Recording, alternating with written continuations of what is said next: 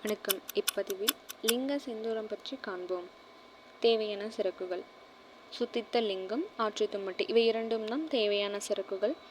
செய்முறை பார்த்தோம் அப்படின்னா, லிங்கத்திற்கு ஆட்டு தும்மட்டி சமூல சாற்றால் நம்ம சுருக்கு கொடுத்து நீரால் கழுவி பொடிச்சு கொள்ளணும் அப்படின்னு சொல்லியிருக்காங்க. இதுதான் செய்முறை.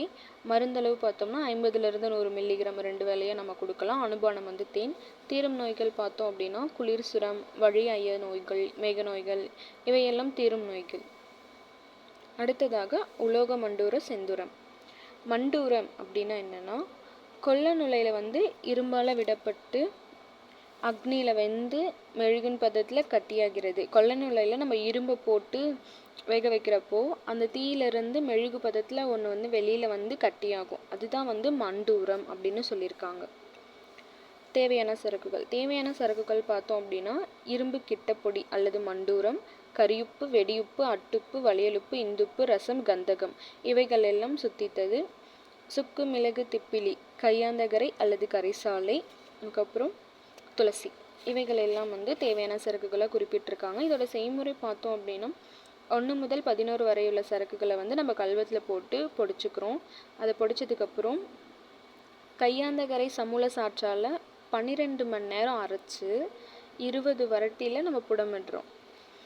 அதே மாதிரி என்ன பண்ணுறோன்னா, துளசி இலை சாறு விட்டு அரைச்சி புடமிட்டு எடுத்தோம் அப்படின்னா அது நமக்கு செந்தூரமாக கிடைச்சிரும்.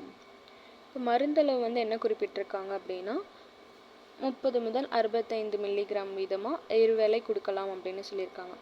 அனுபானம் தீரும் நோய்கள். எந்த அனுபானத்தில் கொடுத்தா எந்த நோய் நல்லா தீரும் அப்படின்னு சொல்லியிருக்காங்க பாருங்கள்.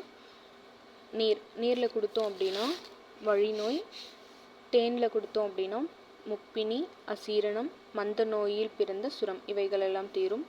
புன்னை பூச்சாறில் விட்டு கொடுத்தோம் அப்படின்னா பெருவயிறு, நாரத்தம் பழச்சாறுனா உப்பிசம், இலந்தை பழச்சாறுனா விடபாகம், பன்னீர்னா மறதி, உண்மத்த சன்னி, இவைகளெல்லாம் நீங்கும். நன்னாரிச்சாறு அழல் நோய்கள். குறிப்பிட்ட அனுபானத்தில் இந்த நோய்களுக்கு நம்ம கொடுத்தோம்னா சரியாக அது குணமாகும் அப்படின்னு சொல்லிட்டு குறிப்பிட்டிருக்காங்க. அடுத்ததாக காடிக்கார செந்தூரம். காடிக்கார செந்தூரத்திற்கு தேவையான சரக்குகள் பார்த்தோம்னா, லிங்கம், ரச செந்தூரம், காடிக்காரம், இவை மூன்றும் சுத்தித்தது. இதோட செய்முறை என்ன அப்படின்னா, மேலே சொல்லப்பட்ட சரக்குகளை தனித்தனியாக பொடியாக்கிக்கிறோம். அப்படி பொடியாக்குனதுக்கப்புறம் கல்கார்க்கூடிய ஒரு புட்டியில் முதல்ல ரச செந்தூரத்தூள் பாதி பாகம் வரைக்கும் போடுறோம். அதுக்கு மேலே லிங்கத்தூளை போடுறோம் பாதி அளவுக்கு.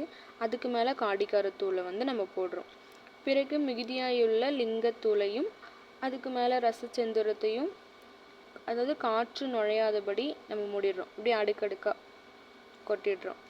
முதல்ல என்ன போடுறோன்னா ரச செந்தூரம், அதன் பிறகு லிங்கம், அதன் பிறகு காடிக்காரத்தூள், இது மூணையும் அந்த வரிசையில் நம்ம அடுக்கிக்கிறோம். அடிக்கடிக்கு அந்த புட்டியில் நம்ம போட்டுக்கிறோம். அந்த புட்டியில் போட்டதுக்கப்புறம் காற்று நுழையாதபடி நம்ம மூடிடுறோம். மூடினதுக்கப்புறம் தோள்பட்டையில் புட்டி தெரியாமல், அந்த தோள்பட்டையில் அந்த புட்டி தெரியாமல் சுற்றி வரிந்து கட்டுறோம். அதுக்கப்புறம் வேக வைத்து அதை வேக வச்சு எடுத்துட்டு கொட்டி வச்சுருக்கக்கூடிய வேக வச்சு கொட்டியிருக்கக்கூடிய நெற்குவியலில் இந்த புட்டியில் எல்லாத்தையும் நம்ம போட்டு வச்சுட்டோமா, அதுக்கப்புறம் அந்த புட்டியில் எதுவும் தெரியாத அளவுக்கு அந்த தோள்பட்டையில் நம்ம வரிஞ்சு கட்டிட்டோம். அந்த வரிந்து கட்டினதை என்ன பண்ணுறோம் அப்படின்னா, வேக வச்சு கொட்டியிருப்பாங்கள்ல நெற்குவியல், அதோட நடுவில் வச்சு நம்ம புதைச்சிடுறோம். அதுக்கப்புறம் என்ன பண்ணுறோன்னா, சூடு ஆறுனதுக்கப்புறம், அந்த சூடெல்லாம் ஆறுனதுக்கப்புறம் அதை எடுத்து கல்வத்தில் போட்டு நம்ம அரைச்சி எடுத்து வச்சுக்கிறோம். இதுதான் காடிக்கார செந்தூரம் அப்படின்னு சொல்கிறாங்க. மருந்தளவு பார்த்தோம் அப்படின்னா 30லிருந்து 60 மில்லிகிராம் வீதம் 2 வேளைக்கு நம்ம கொடுக்கலாம். அனுபானம் தேன், இஞ்சிச்சாறு, துளசி இலைச்சாறு, இவைகள் எல்லாம் நம்ம அனுபானமாக கொடுக்கலாம். இப்போ தீரும் நோய்கள் என்னென்ன? பக்கவாதம் போன்ற வலி நோய்கள், ஊழி போன்ற பேதிகள், இவைகள் எல்லாம் தீரும் நோய்களாக சொல்லியிருக்காங்க. தேங்க்யூ.